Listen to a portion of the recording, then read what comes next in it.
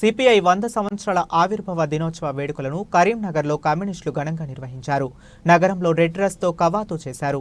CPI జిల్లా కార్యదర్శి మర్రి వెంకటస్వామి ఆధ్వర్యంలో నగరంలో ర్యాలీ అనంతరం సిపిఐ కార్యాలయం బద్దం ఎల్లారెడ్డి భవనం వద్ద పార్టీ జెండాను ఎగురవేసి వేడుకలు నిర్వహించారు. ప్రజా సమస్యలపై నిరంతరం పోరాడే సిపిఐ 100 సంవత్సరాలు నిర్వహిస్తుందని తెలిపారు. ప్రజా సమస్యల పరిష్కారమే లక్ష్యంగా సిపిఐ పోరాడుతుందని సిపిఐ జిల్లా కార్యదర్శి మర్రి వెంకటస్వామి స్పష్టం చేశారు. భారతదేశంలో స్వాతంత్ర మా జన్మక్కని పోరాటాలు నిర్వహిస్తున్నటువంటి క్రమంలో 1925 డిసెంబర్ 26వ తేదీన కాన్పూర్లో ఆవిర్భవించింది. నేటికి అది 100 సంవత్సరాలు శత జయంతి ఉత్సవాలలో భారత కమ్యూనిస్టు పార్టీ అడుగు పెడుతున్నది.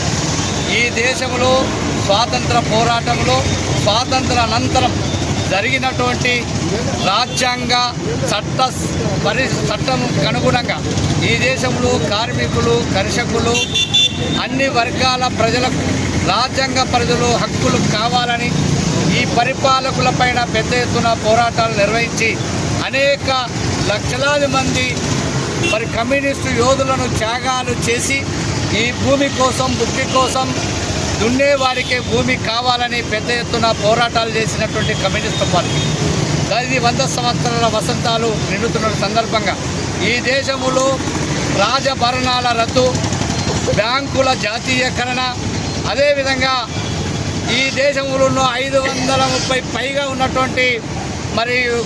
ఉన్నటువంటి సంస్థానాలను భారతదేశంలో విలీనం చేయడానికి అనేక పోరాటాలు నిర్వహించింది భారత కమ్యూనిస్టు పార్టీ.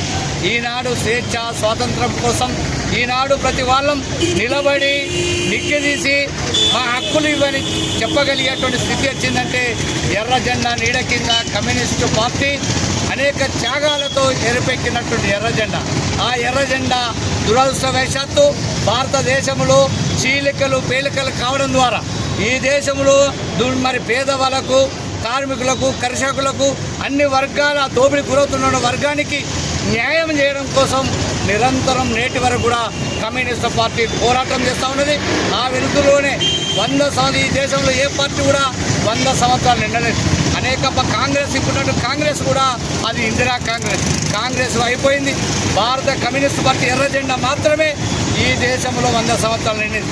దానికి అత్యంత ఒక పక్క రైటిస్టు ఒక పక్క లెఫ్టిస్టు మతోన్మాదంతో హిందూ యుద్ధాన్ని రెచ్చగొట్టే విధంగా ఆర్ఎస్ఎస్ ఏ రకంగా అది కూడా 1925లోనే పుట్టింది. ఏదైనా భారత కమ్యూనిస్టు పార్టీ చేసిన త్యాగాలు ఫలితంగా ఈ దేశంలో అన్ని వర్గాల ప్రజలకు ఈరోజు న్యాయం జరిగేటువంటి పద్ధతుల్లో త్యాగాలు జరిగినాయి. దాని వెళ్తూనే సంవత్సరం పాటు 2025 డిసెంబర్ నాటికి పెద్ద ఎత్తున సంవత్సరం పాటు కమ్యూనిస్టు పార్టీ చేసిన పోరాటాలు చరిత్రను మననం చేసుకుంటూ పెద్ద ఎత్తున ఉత్సవాలు నిర్వహించాలని జాతీయ కమ్యూనిస్ట్ పార్టీ నిర్ణయం చేసింది. ఆ క్రమంలోనే కరీంనగర్ జిల్లా కేంద్రంలో భారత కమ్యూనిస్టు పార్టీ జిల్లా సమితి పక్షాన కవాతును చేస్తూ ఉన్నాం.